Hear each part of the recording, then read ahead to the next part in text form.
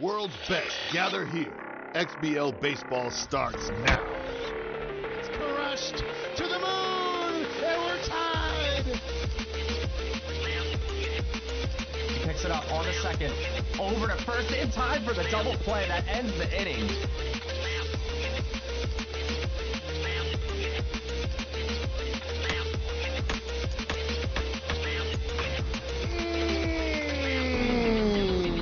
That's gone. Oh my, oh my, oh my. Trying to repeat. It's good! And Howard to the pen! This game is over!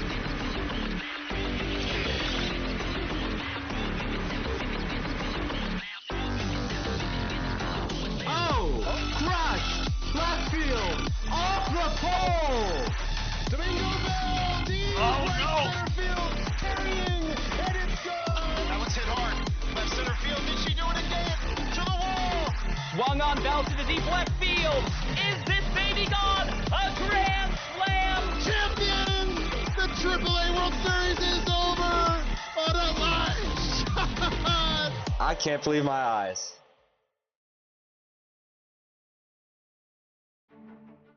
The AAA has displayed as much parity as expected, and with so much seeding on the line, this final match of the week is sure to prove no less. A resurgent champion from one of the league's heavy hitters has led him into the top-tier conversation of the league. Roberto Ramos has been a menace for all who have come his way, and he is determined to lead his team to glory on the big stage. Lining up across the diamond in their second AAA campaign is a ferocious and intimidating team full of killers. With flashes of potential that mirror even those at the pinnacle of the AAA, this lineup looks to display their power and send a warning shot to the rest of the league. It is Fireball Max and his Miami Knights facing off against CORNSensual and the Seawolves. Welcome back to AAA Match of the Week.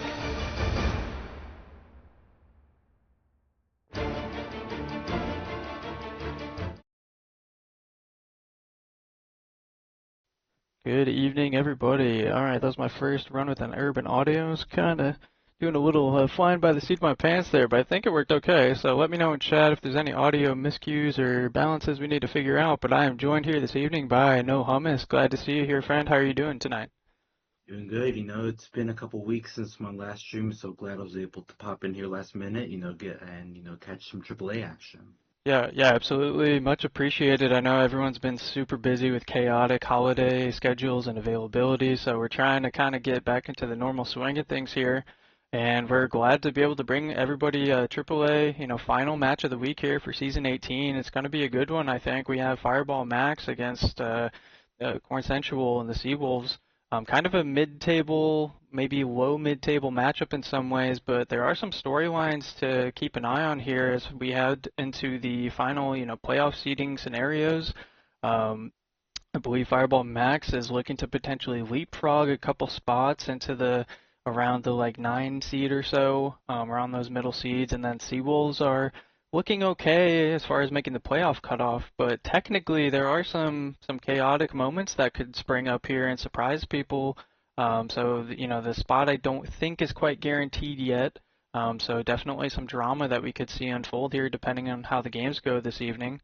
And with that, let's maybe kind of dive into some of these keys to the game here, with the first one just kind of being a keep pace offensively for both sides. I think if you've been able to tune into any of their games, you know that the bats for both of these teams are very volatile. They're very capable of popping off in any moment. You really can't sleep on them, You really just want to kind of get a jump on each guy here early if possible. Yeah, definitely. No, as you're saying, both teams have pretty high, or at least the Miami does here, scoring a little over 6 runs per game, while the Seawolves here, they're at the end of the table. They're only scoring about 3-ish runs, which is not really the production you're looking for out of your offense, especially now going to the postseason. But postseason, we've seen in recent in memory, it's all about getting hot at the right time. So if Seawolves can figure out something here tonight, maybe they could use that for their postseason push. Yeah, absolutely. Well said. And that also, on the other side of the coin, you got to think about the pitching and how you can perform and execute on the mound. Went a little simple with the keys here, but it's a simple thing to kind of think about is just avoid the meatballs.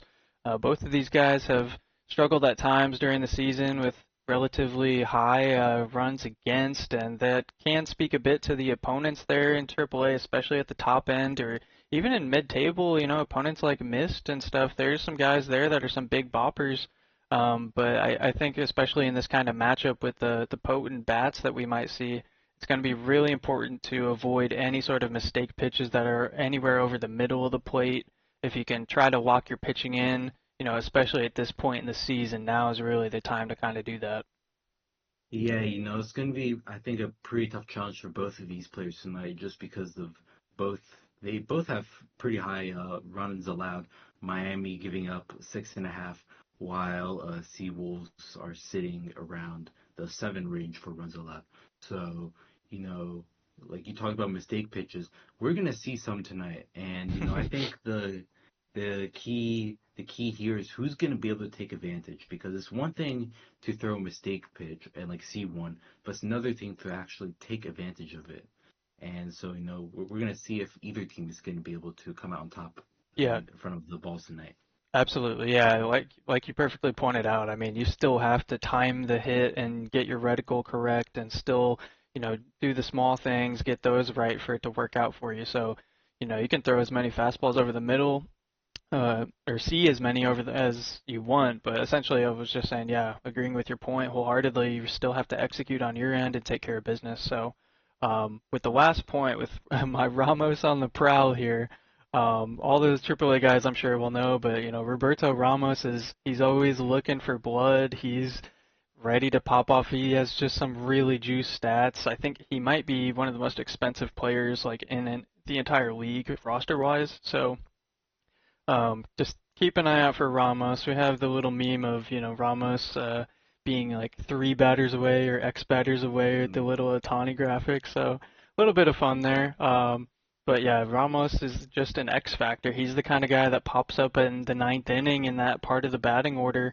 that you just hate to see. You don't even have a good counter to him most of the time. Even if you have your best reliever out there, that's probably not even an even playing field. So just one of those dangerous kinds of players. And the Seawolves, I'll be honest, I don't recall taking it too deep of a dive on the roster, but we've talked about their bats as well. So I mean, it's not going to be easy for either guy here. We're going to dive into these games here momentarily, folks. Give us just a second to queue everything up, and we'll get Hummus here on the play-by-play for everybody. So hang tight for just a moment.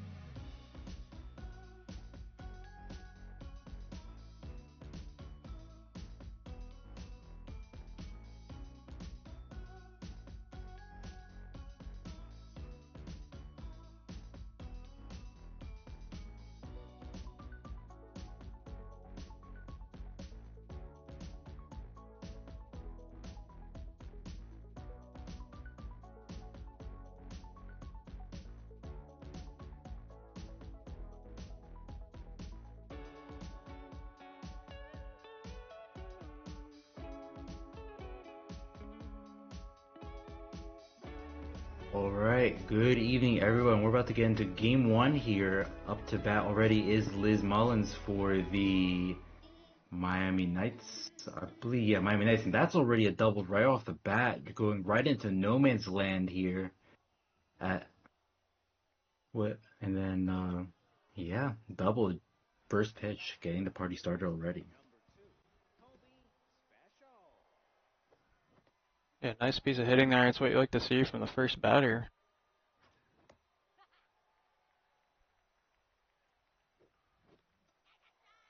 Already a 1-2 count here. Guess this one just right over the jumping first baseman, running around third, heading home, and they'll stay at the corners now, no outs. And look who's up to bat here, Roberto Ramos. Let's see if he can live up to his name here at first at bat.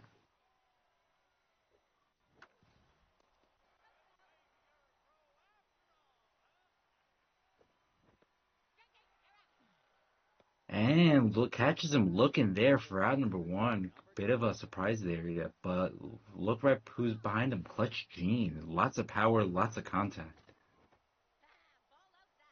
Yeah, it's a good take there. You saw Ramos a little trigger happy in the previous at bat, so he's kind of needing to settle in.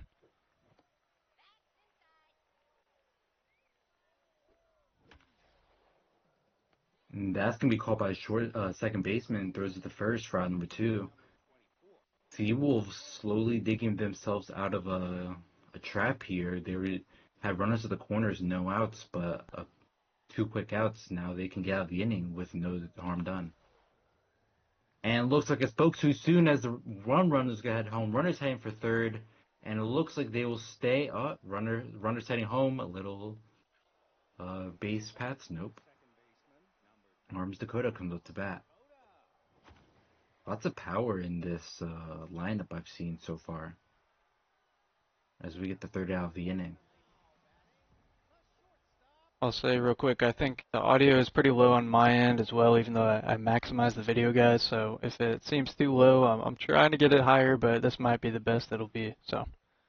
No, yeah, I think that just has to be Yeah, just Max setting. Yes, yeah.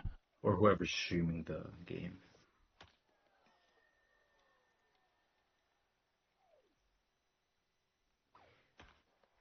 That one's caught by the pitcher for first out of the inning. Curveball left over the middle. That one's going to be hit into the outfield. Center fielder makes the diving catch. Roberto Ramos making his name known early, this time on the defensive side of the ball. And that's going to be a 1-2-3 inning. So we go into the top of the second. Miami leading 1-0. Yeah, what a big play from Ramos there. I mean, he, saves a potential double, extra base hit. We could have saw that inning start to maybe spiral like Max had. So nice defensive moment there for him. Definitely.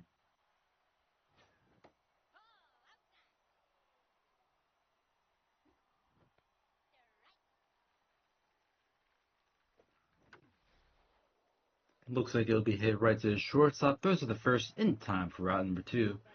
Next up is the pitcher, Hugo Hooper. No hitting stats on this guy, but he's still hitting .211 on the season. So, I've always said, no matter who's up, even if it's the pitcher, don't disrespect them. Because if you're not careful, the pitcher can rip it out. Yeah, as we see a bit of an unfortunate sequence there.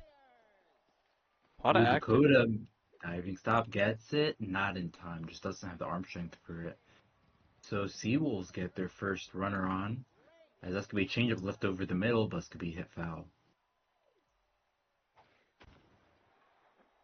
Mullins going to get into warning track and catches it for first out of the inning. Runners heading for second, but turns around.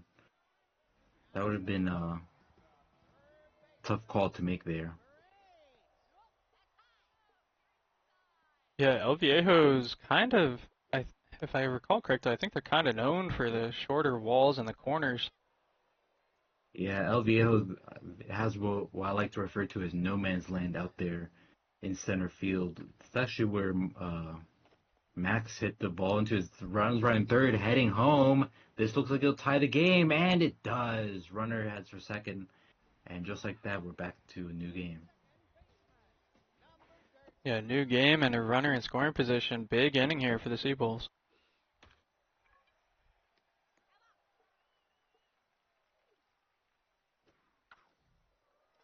Special, gonna get it. Throws the first for out number 3. So Seawolves score 1, even it up at 1 apiece. We'll go to the top of the 3rd. And that's gonna be a first pitch swing for out number 1. Yeah, it was a good reticle, but it was outside the zone. But I kind of like these aggressive at-bats here from both of these players. They're just not afraid to swing the bat and kind of unload on anything over the plate.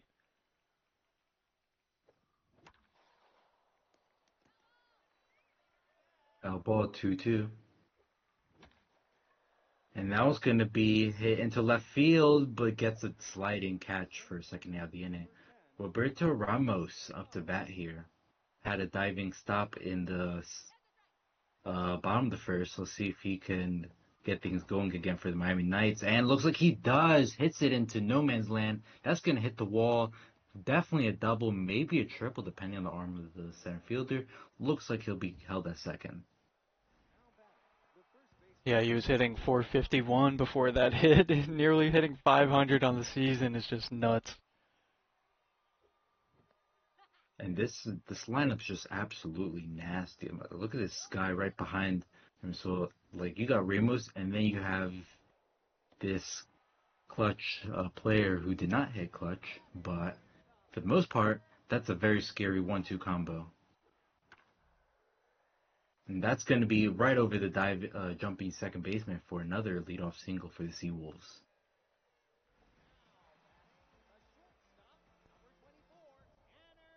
We go back to the top of the order here for the Seawolves. Number 1 up to bat, Tanner Longbottom.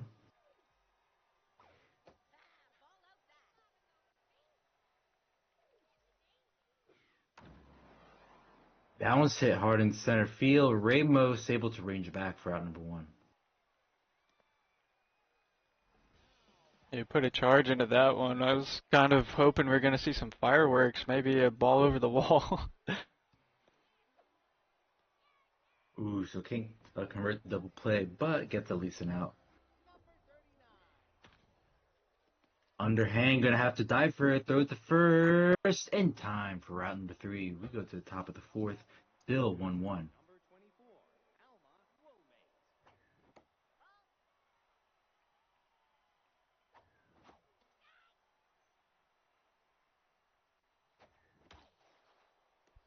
Leadoff single for the Knights. That's Arms Dakota. That comes up here. That's going to be a bloop single into right field. Runners at first and second, now no outs.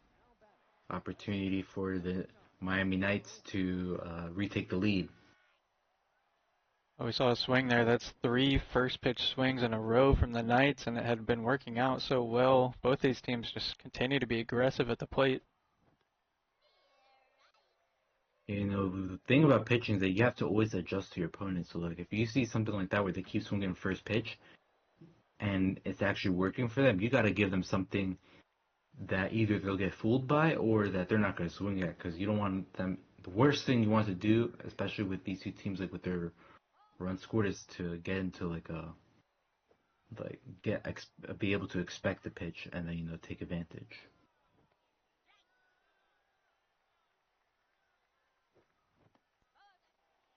So the 3-1 count here. That one's going to be popped into foul territory. Full count now. And takes the walk, so bases loaded. This is getting a little dangerous, but we got the pitcher up, Hugo Hooper.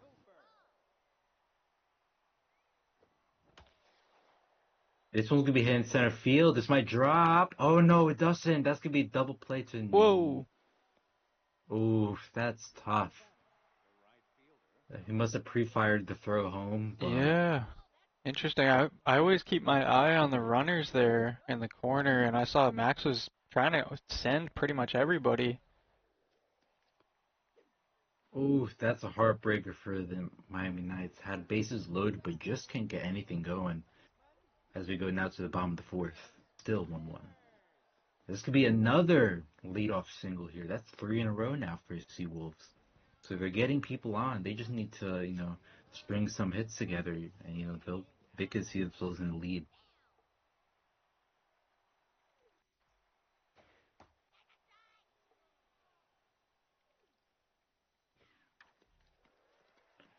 Special's gonna field it, throws it to second, but cannot convert the double play there. The runner goes on from first. Great timings, And now they get themselves a runner in scoring position, only 1 out. And Dakota's unable to make the dive. Runners running through, heading home, and just like that, the steal pays off, and the Seawolves take the lead. Yeah, that was kind of a crazy. I mean, he stole almost immediately as soon as the screen allowed him to. And he was basically standing up at second by the time the pitch was caught at home plate. That was an insane timing thing.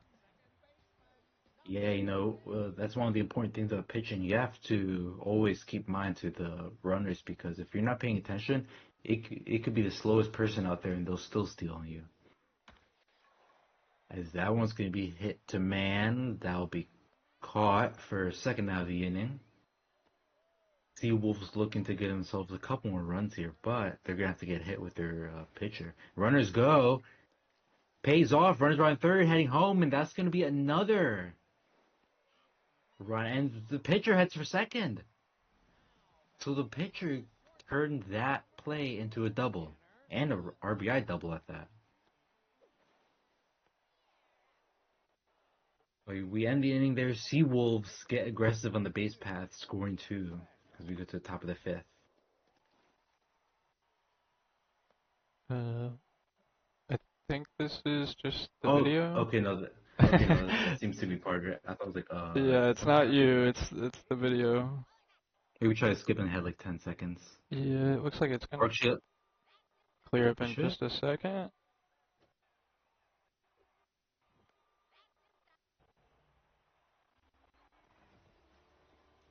We're getting home run audio. Okay, well, unfortunately the video is a little choppy there from YouTube, but I don't think it really captured. I think it's on the video itself, so. We might have to start a league office investigation and see what happened with the Miami Knights there, because in a blink of an eye, quite literally, we just went from 3-1 to 3-3. So I think there might be some mischievous behavior happening, kind of thing you sort of expect, ever since the gambling books opened. So definitely have to watch out here for these players. Yeah, if I'm doing my batting order math correctly, I want to say, does that mean Roberto Ramos got on base and then that nasty 4-spot cleanup hitter just took care of business to tie the game? Pretty sure that's what happened. Seems like that's how it played out. But, just like that, we're already back at tied baseball. Both players just trading punches back and forth here. And this could be a 4-pitch walk. Once again, leadoff runner for the Seawolves. It's such a huge advantage, getting that runner on first to lead things off, because it kind of gives you a boost, like mentally, like having, all right, you have someone on base. All you got to do is just get them around the plate. Yeah, and doubly, on the defensive side, you're like, man, I have no outs and I have somebody on base. Like, you just have to think about so much more, and it kind of wears on you more as the game goes on if you continue to have those base runners to worry about. Ooh, underhand looks like he's going to get it. Throws to the first for the double play to end the inning. We go now to the top of the 6th. Hugh man up to bat.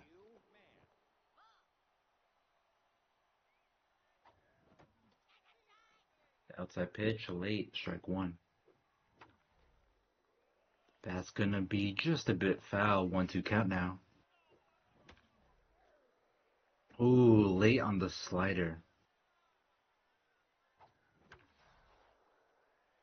That will not be caught by left fielder. Tough break there.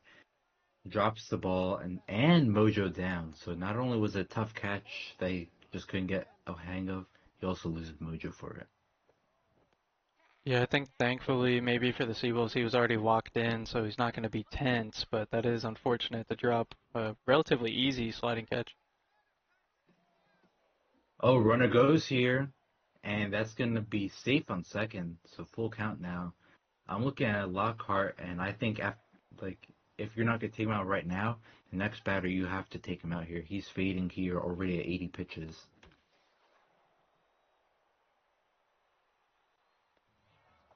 Allen gets it.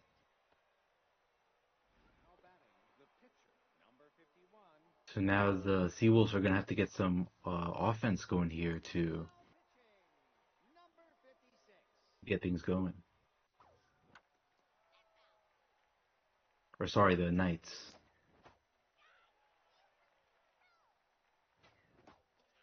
Ooh, swing and a miss. 1, 2, 3, out. Liz Mullins gonna come up here, try to break this tie, and it looks like she will. Hits it into no man's land, and that's gonna be an RBI triple. Cannon arm activates, but it just wasn't enough. Yeah, what a big moment there. The reliever came in, started to clean up a little bit with the velocity, and then it seems like a player changing issue out there. Like there's too long of a reaction by the Seawolves. So we see another run across the plate. Wow. Yeah, Miami Knights taking advantage here. Now up 2, and oh my goodness, Roberto Ramos. Is he gonna go for the pitch out here? No, it looks like he just threw outside. But look at that, almost, if not everything, over 99 stats. No wonder he has such a reputation in the AAA. And you can't really be in a situation where like, oh, walk him because you got Clutch Gene up. And you can't be like, oh, walk Clutch Gene because he has someone else up behind them. And now you have the bases loaded, so this has to be one of the most dangerous like 3, 4, 5 like spots I've seen on like streams I've watched. Yeah, absolutely. And at a pinnacle moment here in the game as well. Yeah, this is the reason why he paid the big bucks to get a production like this out of his squad. Runners go, and that's gonna be diving past third base, and runners does not hit home. You know, it's interesting that the cannon arm is in left field. Usually you'd put it in center field, but maybe Seawolves is just changing things up here. Maybe they just want to provide a boost to their left field. Yeah, I don't have the roster in front of me, but I might guess, because I think I did that last season, just have a really low arm value in the left field, and then just the cannon arm to help them out. Makes sense. Ooh, gets him swinging a miss for out number 3, so can't get any more runs, but the Knights now are up 2, going into the bottom of the 6th. That one's left with the middle, and that's going to be another leadoff single. 1, 2, 3, 4, 5 in a row now.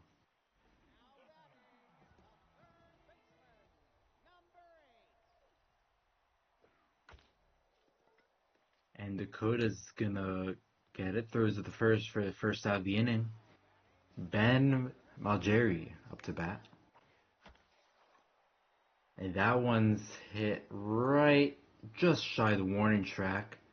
Runner's gonna head for third, gonna be safe. So a runner 90 feet from home, as Hao Yu Lee comes up to bat. This one's hit into fair territory. Mullins unable to get the pitch hit. Oh no. Oh, disastrous moment. Oh, I really thought that if he wasn't gonna, catch it normally, he was gonna at least try to dive, but instead it just fell to the ground untouched. I think he's kind of slowed down a little too early there trying to get under it, and in doing that he just wasn't able to get to it in time. Dakota's gonna corral it, throws to the first in time for out number 3. Seawolves score 1 as we go to the top of the 7th. Tight game here for both teams, both fighting, one fighting to stay in the playoff picture, the other trying to boost their playoff odds, as that's gonna go right up the middle here. Yeah, we've also just seen so many base runners on both sides, so it's really kind of hard to call this one, even though the Knights have an advantage with the 1-run lead at the moment.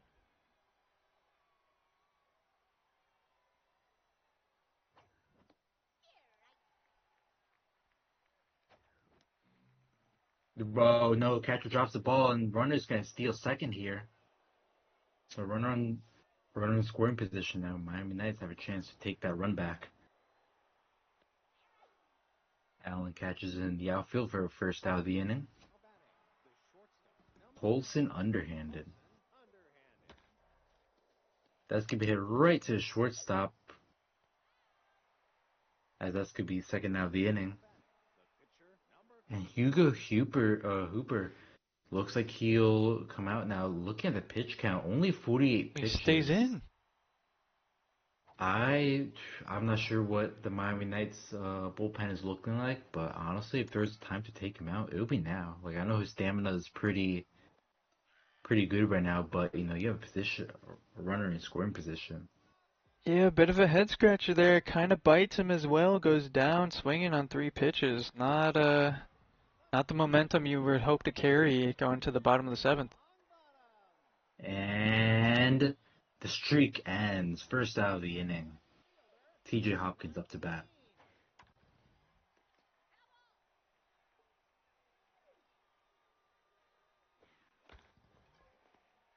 Hooper gets it, throws the first for a second out of the inning. Elizer Alfonso comes up 0 for 3 today. He'll look to try to get things started here for the Seawolves. Yeah, we've seen Max continue to just attack the low, below the zone. Seems to get a lot of swing and miss or a lot of chase down in that lower area. And that's the thing always about pitching, like being able to poke at people's weaknesses and just continue to exploit him, as it seems like he has done here. As this one's going to be hit to left field, that's going to be caught for out number 3. We go to the top of the 8th now. Knights hanging on to a 1-run lead here. As top of the order, 1, 2, 3 comes up. And that going to be a leadoff single? It is.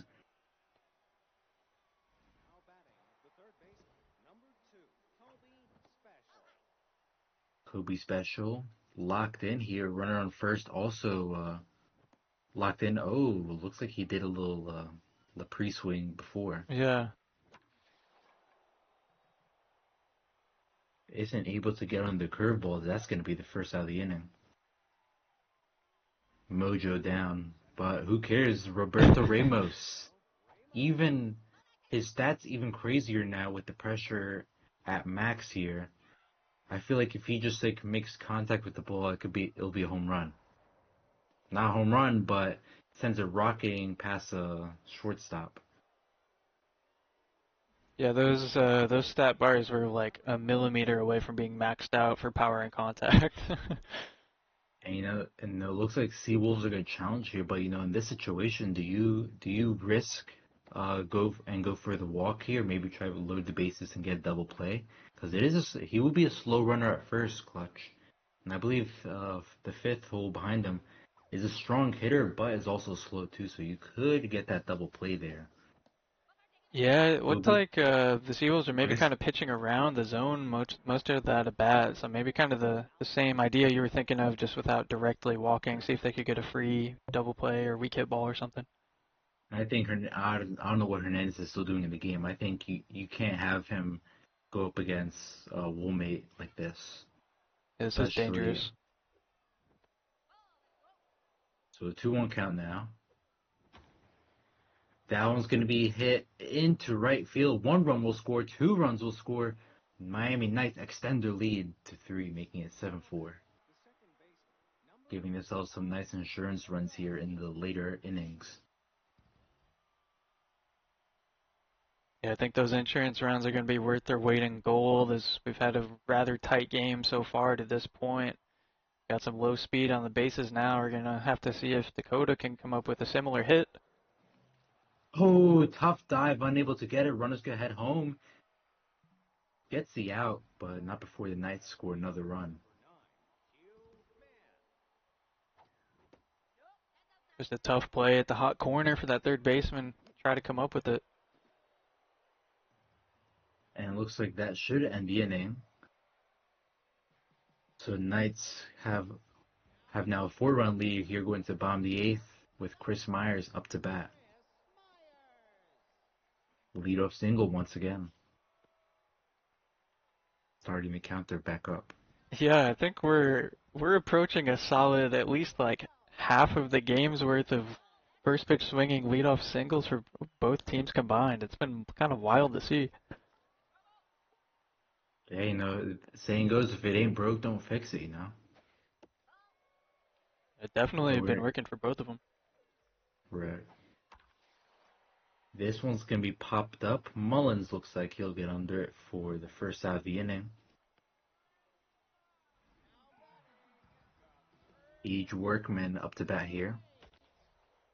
Gonna hit it right to underhand. It looks like this could end the inning. It does. Double play. We go to the top of the ninth here. Miami Knights gonna look to tack on any extra runs here. Because we've seen time and time again. It's only a 4-run lead. This is still something very manageable to come back from, even if the odds are low. Yeah, as we'll finally see the pitcher taken out of the game. Ooh, first swing miss. That's gonna be sticking out of the inning. Mojo up for Hernandez back to neutral.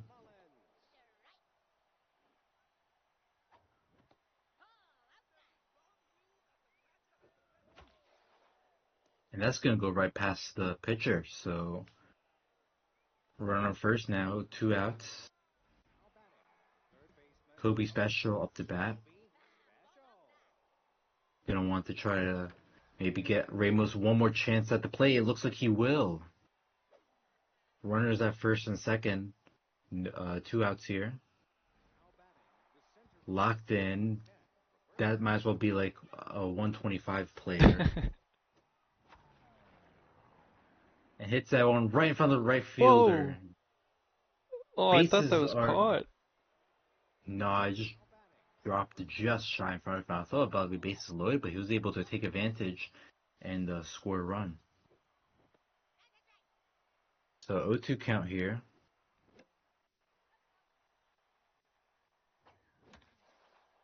And that one's going to be hit right past the center, right into center field. Bases loaded here. Can Alma Woolmate do something crazy here and just blow this game out of proportion?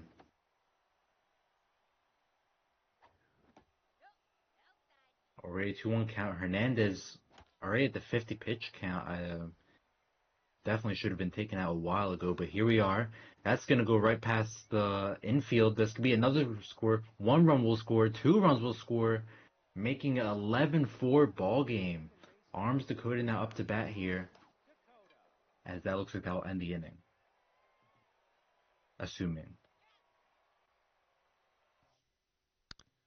Yeah, what an inning for the Knights. That was just 3 runs, but 3 huge critical runs. Does a lot on the Seawolves' mental. Just feels like such a large mountain to try to overcome now. And no matter the mountain, the Seawolves still will get their leadoff single to start things off.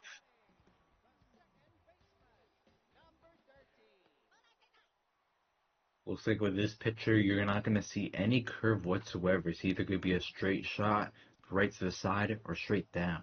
That's going to be a double play. 1 more out here before the game ends. Looks like the pitcher will bunt it out, ending it here. Miami Knights coming out roaring in game 1 here. Final score 11-1. They scored, it looks like, 8 runs in the final 2 innings here to just blow away this game. Seawolves had a good game here. They just weren't able to keep up with Fireball's hits. Because we saw there 21 hits on 11 runs. Yeah, a lot of hits for both sides, just the runs and the ball finding the gaps in the field for the Knights a lot more often, able to take advantage of those base runners that kept accruing. So, yeah, good game 1 there, but for both sides, let's get switched over here momentarily to game 2, folks. We'll be right back in the action for you.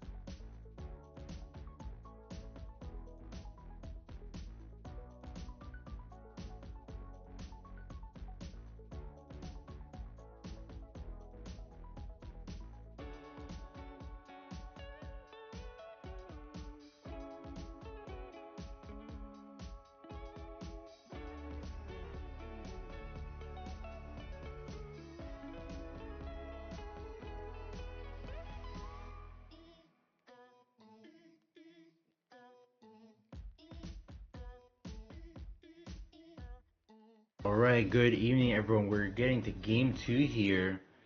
Miami Knights coming off of an 11-4 win over the Seawolves. They'll look to sweep them here. And then also, which would put them into the 9th seed.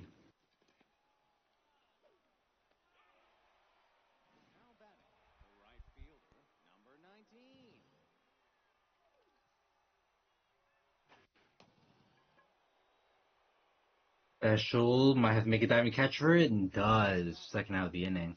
Elizer Alfonso up to bat.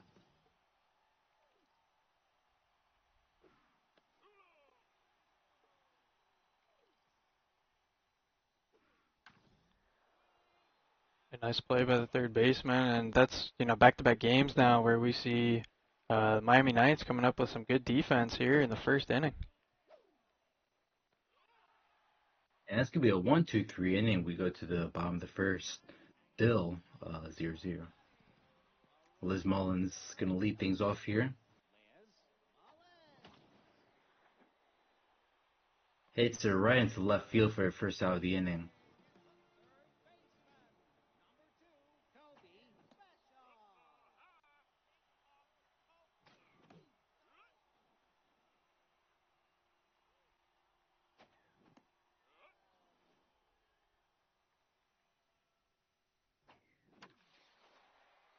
And that looks like it will be caught by Allen for the second out of the inning. Roberto Ramos, the celebrity of this lineup, hitting .459, 14 home runs, and 41 RBIs. Just an amazing stat line of the season. And you can see why with those stats. That's going to be a 4-pitch walk.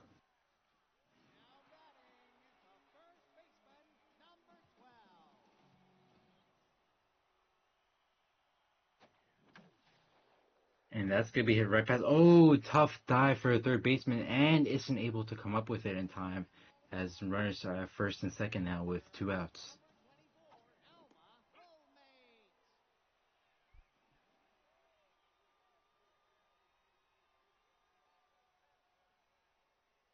A little bit of a lag, it seems.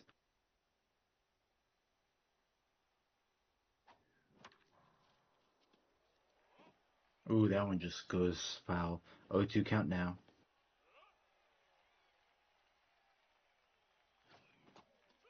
Swinging and miss gets her swinging for a third out of the inning. So runners left on first and second. We go to the top of the second, still 0-0.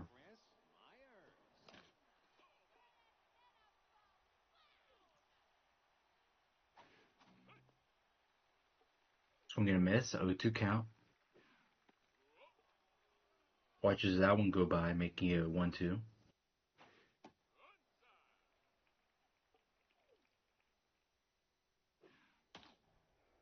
Swings at the low changeup for the first out of the inning. Brady Allen up to bat.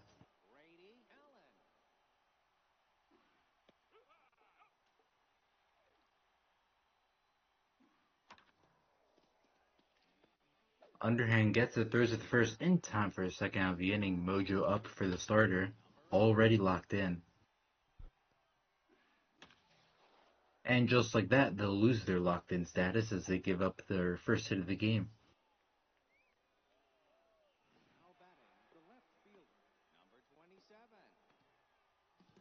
Ben Malgeri up to bat here, 7-hole hitter.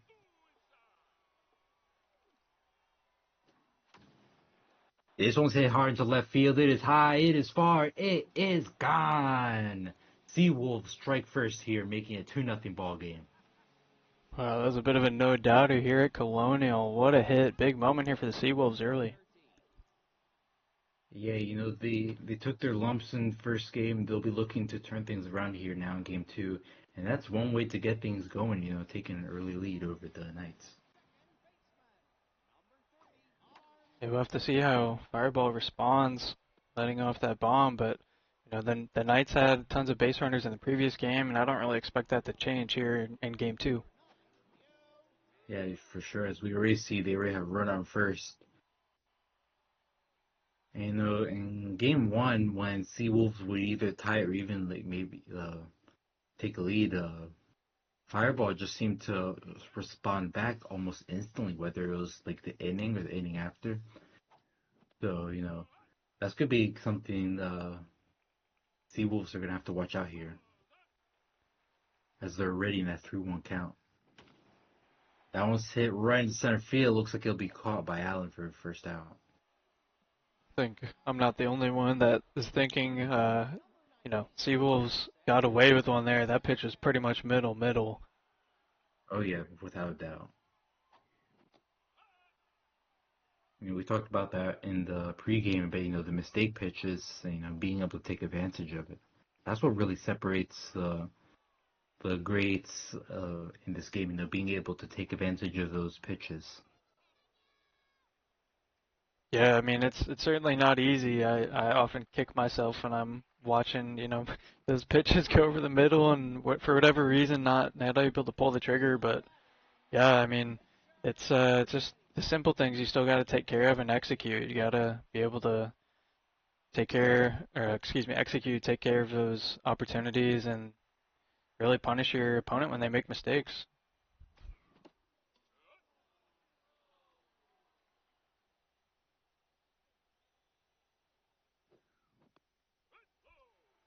On 1 count.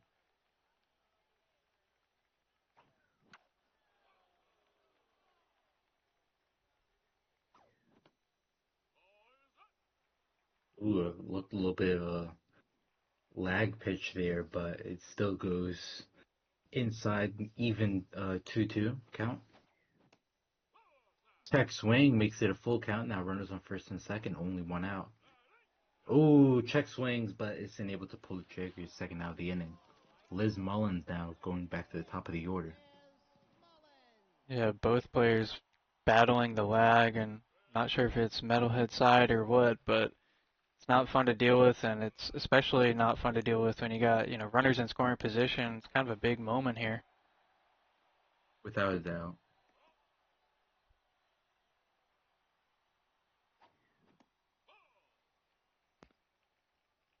Watches that one go by. It's going to be 3-1 count. Hits it right out of the infield. This looks like it could be the first run of the game. Heading home. Close call to plate. Safe.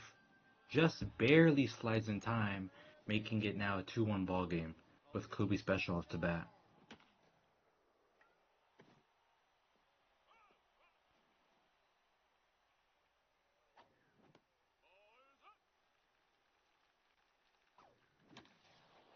This one's going to be hit right into the outfield once again, so this could be a second run here. It's Miami Knights tie it back up. We just talked about it earlier in the inning about their ability to just respond right back, and they did it once again. Yeah, not only have they done that by tying the game this inning, you got to go through the 3-4-5 potentially. Ooh, Ramos is unable to get a whole lot on that one. This could be the third out of the inning. We'll go now to the top of the third. 2-2 once again. All tied up once again.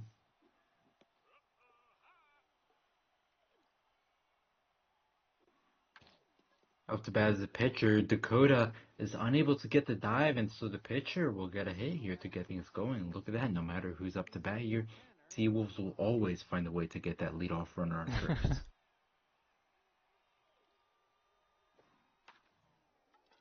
Special. Oh, I think could have made or attempted the dive there. Runner goes. The pitcher makes a steal, and it pays off.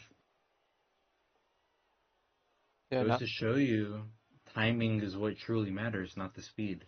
yeah, and that's not the first time we've seen that this series. We saw that last game, and it worked out for the Seawolves. So I think they're 100% with the pitcher steal so far. That's going to be the first out of the inning, though. Unable to just make it on outs now. Seawolves will get to get some offense going. Looks like they will. Runner's running third. Gonna probably turn around. Runner heads for second, though. Safe.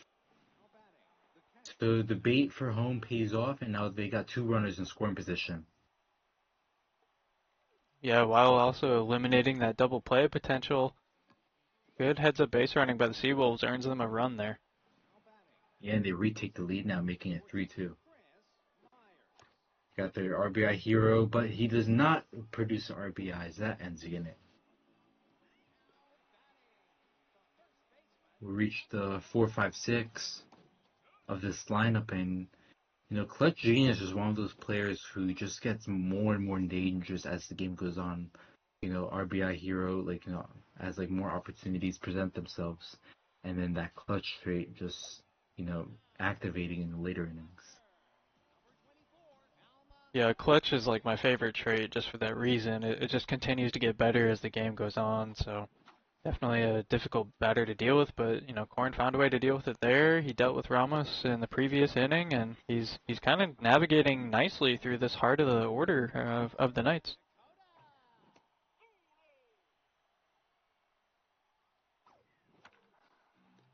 And pitcher's not able to get it, throws to the first in time for a third out of the inning. So Seawolves are able to hold down the Miami Knights here as we go now to the top of the fourth.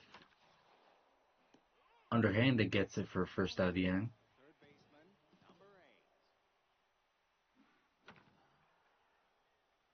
That's going to be a hit here. Runner on first now, 1 out.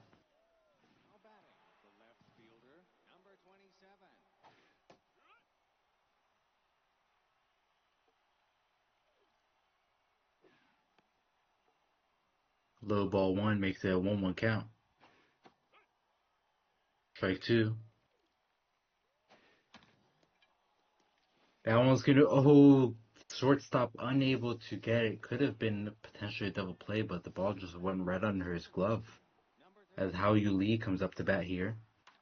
Opportunity for the Seawolves to extend the lead over the Knights. Yeah, and he was just swinging first pitch prayer. Oh no, double play. Third base, second base, that's tough. Just one of those situations where it can be hard to turn around in time. But in one fell swoop, the inning ends, and we're already now in the bottom of the fourth. Already in a 0-2 count for Hugh Mann.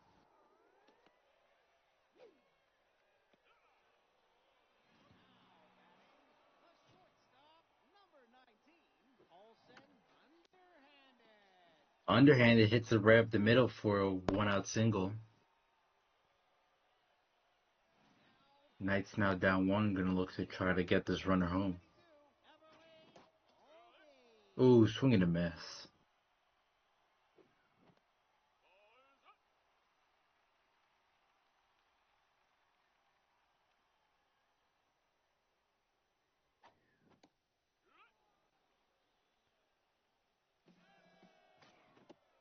Runner goes, and that's gonna be a caught.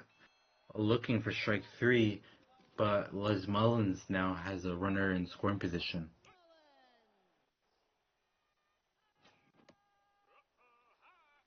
So 1-1 count. Outside pitch, 2-1. Oh, late swing. I think if he gets contact on that, that could have been a hit. But it looks like this will go foul from number 3. Gets him for that one. We go to the top of the 5th. Still 3-2. Yeah, Colonial just has so much foul ground territory, and that wasn't really too deep in it, but it was enough to, still help out the Seawolves as they made a nice diving play in foul territory to end the inning. Get a quick out number 1 here, though.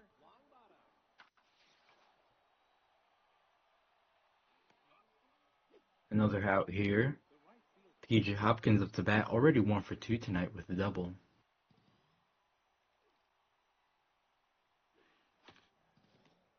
That's going to be a single, 2 outs now.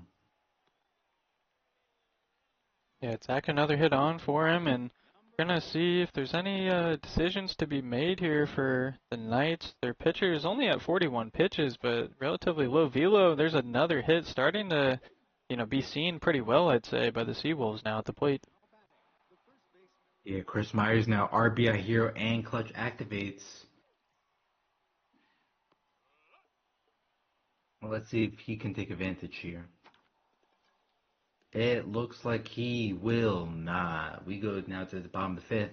Still 3-2 after runners first and second left on base.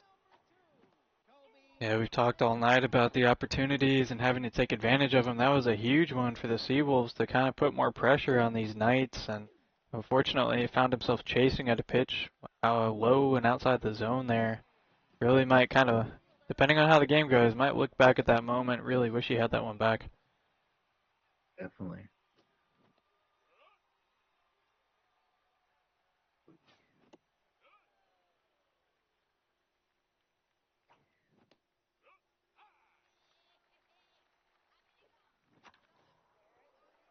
Is that foul's a full count now? No outs. Runner on first. I imagine Velo's fading here. Oh no, swing and a miss late. That was a good pitch to swing at, but just couldn't get the timing. As that one's gonna be hit right into the left fielder's glove for the second out of the inning.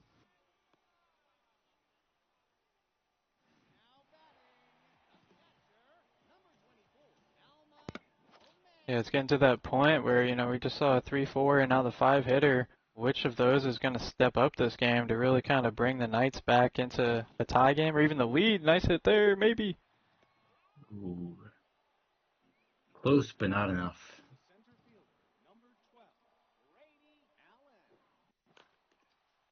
First pitch swing, Gene is able to get it for round number one. It was a little thing, but I'll point out it is still wise there. Nicely done from Max to just go ahead and tag the bag instead of trying to run at the runner, you know. Some people make those kinds of mistakes and can lead to errors, extra people on base. So just a little thing to do the right way. Nicely done. Certainly.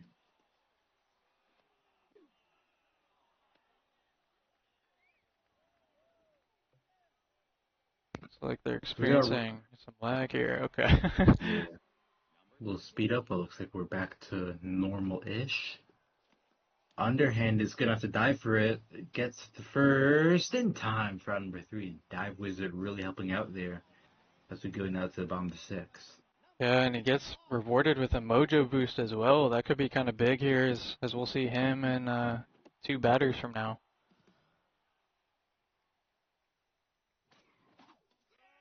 Ooh, swing and miss. First out of the inning.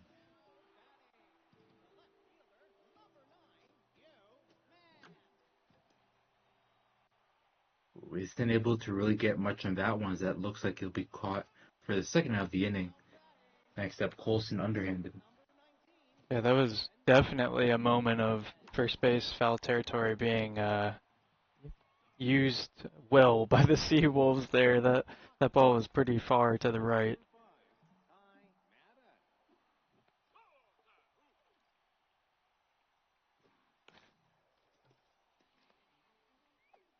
Underhand throws to the first for the first out of the inning. Tanner Longbottom comes up to bat here.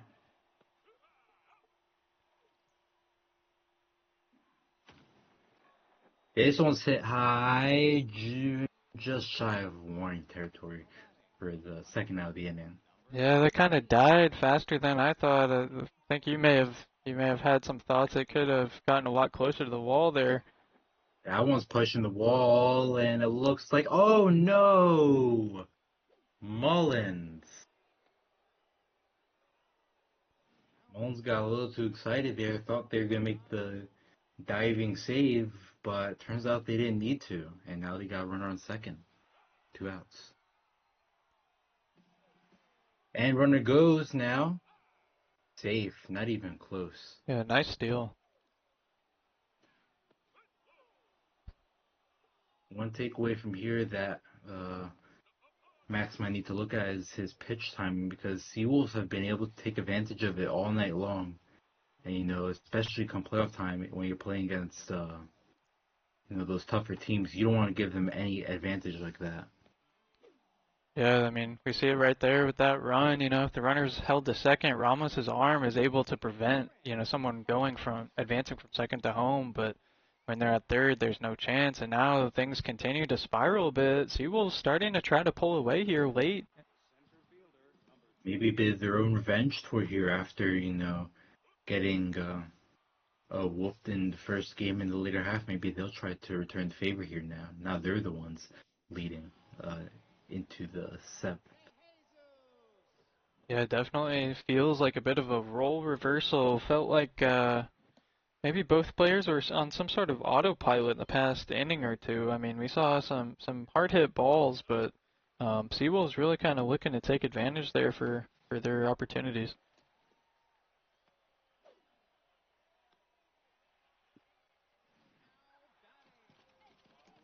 There's Mullins up to bat here.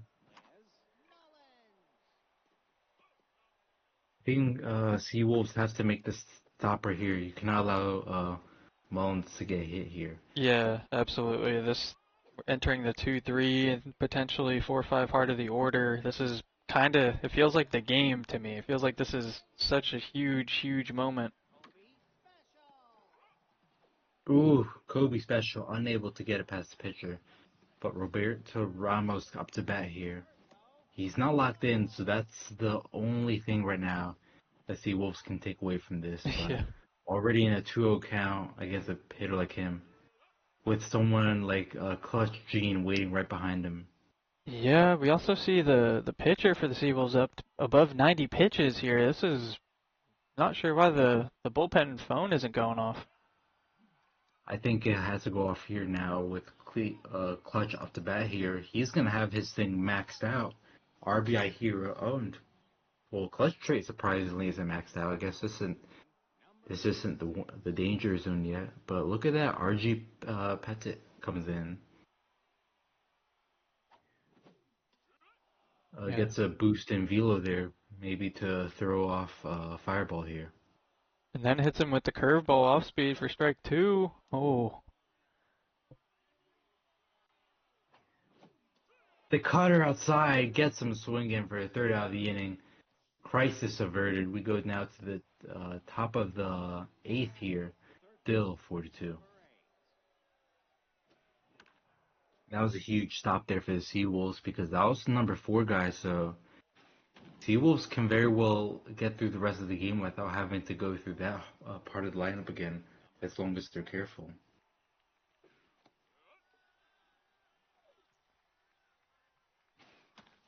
Yeah, Corn has done a much better job this game, I'd say. And oh, whoa! What just happened there?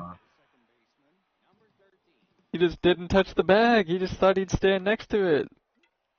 Interesting development. Wow, now runner's in scoring position. If this run comes across the plate, that coach is losing his head. Oh, maybe that was the plan all along. Bait him into a steal and then get him out. I mean, yeah, I'm not going to give it to him, but hey, at least there's no run coming across the plate, so. Without a doubt. Knights get a leadoff single here going to the bottom of the 8th. Arms Dakota, the number 6 hole hitter. Not a whole lot of speed overall in this lineup, but if there's one thing they do got, it's power.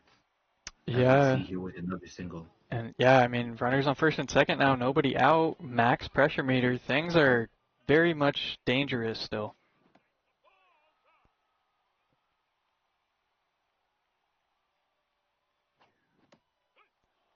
Gets a nice low pitch there for strike 2.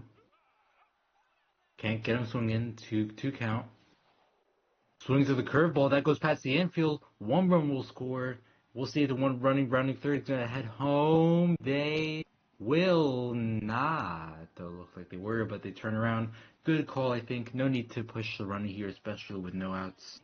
Yeah, there's a great arm out there in center field. It looked like 90 plus, so not really much of a chance with that low speed, but you know, runner here at second and third, still nobody out. He gives the intentional walk, but we have a pinch hitter situation, so I think I'd give the advantage to the Knights here for sure.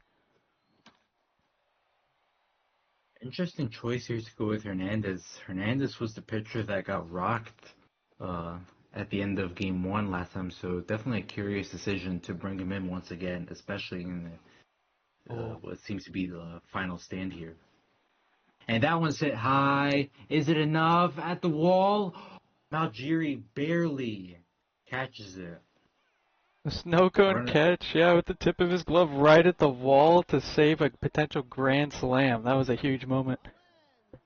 Well, it looks like this time it'll go right in front of him. That's gonna make the game all. Oh, never mind, not tied up. Actually, Knights actually take the lead here. I thought they were tying it up. Nope, they take the lead now in the bottom of the eighth. Another one. That's gonna be a hit right at the wall. One run will score, maybe even two. I don't think it'll be two, just that one.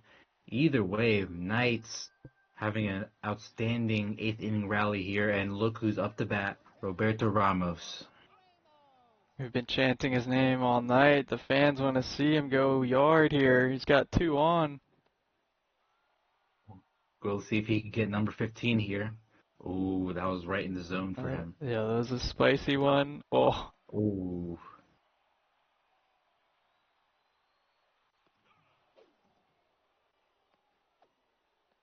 Now I got a question. Horn's decision making here with the pitcher, bringing in Hernandez. When he already got burned in game one, the high velo has pretty much been working all game against a Fireball, but now you just bring in this pitcher, and just like that, now it's a 7-4 game, and Knights are beginning to once again run away with the game. yeah, I mean, it's, something that both players are going to look back on, and Corn, he might have some regrets. I think he might have been out of options really velo-wise. I think he kind of just has that one bullet in there at 85 velo, and the rest are, there's another one at 59, which I don't recall if they were used already. It's Wolf, who has an elite four-seamer, so yeah, if they were available, certainly surprised to not see them come in. And Gene is unable to make the diving, as that's going to be a quick hit here for the Seawolves. Ninth inning rally, and this time instead of having to make a 7-run comeback, it's only 3, so not really the worst situation, but definitely not a good one to be in here. Let's see if he can handle this heat from Gas. Yeah, just straight gas, all the velo, looking to do some damage here. Oh my. Ooh, oh, safe. I thought Seawolves' hearts were going to be broken there for sure. And look at Fireball finally adapting to the stealing here, catching him twice now. And it looks like this will extend the game. Just perfectly placed hit. None of the field is able to get to it in time.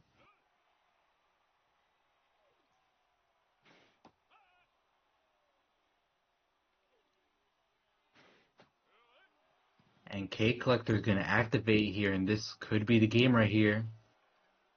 Dakota is able to get it, throws it the first in time for route number 3. Knights complete the comeback. Final score 7-4. Overall, a well-rounded game from them. And Seawolves also played a strong game, but just weren't able to keep it together in the later half of both games. Yeah, good effort by both sides for sure. We saw Max really dig deep there in game 2. Came back and took advantage of everything that was kind of thrown his way in the later half of the innings. As I try to get Hummus back on the screen here, folks, give me just a second. My CPU is not wanting to cooperate, but yeah, I mean, what a good series there. It worked out for Max a bit more, but Corn showing that he can kind of hang.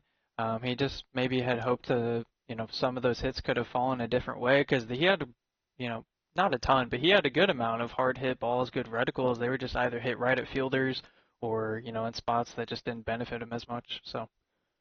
Yeah, definitely. The series definitely could have gone either way, whether it be a split or even just completely working in Seawolves' favor. It just happened that Max was able to get the hits that he needed. He made all the stops when necessary, and he comes away victorious now as we inch ever so closely to the playoffs. Yeah, let me try and pull it up here as you bring that point up. I want to say that just catapulted, that just leapt the Knights from the existing 12 seed. I believe that takes them to 20 wins now in the season, so that should give them the 9 seed spot.